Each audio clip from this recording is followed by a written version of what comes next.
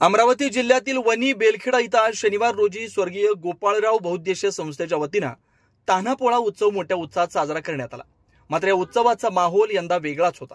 साधारणतः रंगीत सजावट, गोंडस वेशभूषा आणि निरागस हसण्यानं सजणार हा तान्हापोळा यावेळी एका गंभीर संदेशानं भारावलेला होता।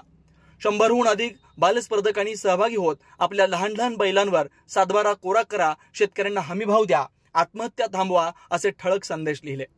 गावातील लहान मुलांनी आपल्या वडिलांच्या अंगावरचा कर्जाचा डोंगर हलका करण्याची आर्त हाक बैलपोळ्याच्या या उत्सवी मंचावरून सरकारपर्यंत पोहोचवली। देवेंद्र फडणवीस यांनी निवडणुकीपूर्वी दिलेली कर्जमाफीची आश्वासनं अजूनही अपूर्ण आहेत, हेच वास्तव चिमुकल्या तान्हुल यांनी सजावटीतून सांगितलं।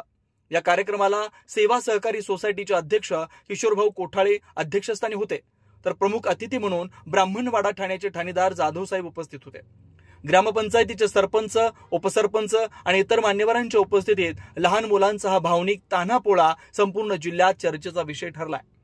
बैलपोळ्यासारख्या आनंदोत्सवी सणात सुद्धा शेतकरी कर्जमाफीचा प्रश्न अधोरेखित होतोय आणि त्यातही लहान मुलांनी आपल्या खेळण्यातून, सजावटीतून सरकारला सवाल करत पुढाकार घेतलेला दिसतो।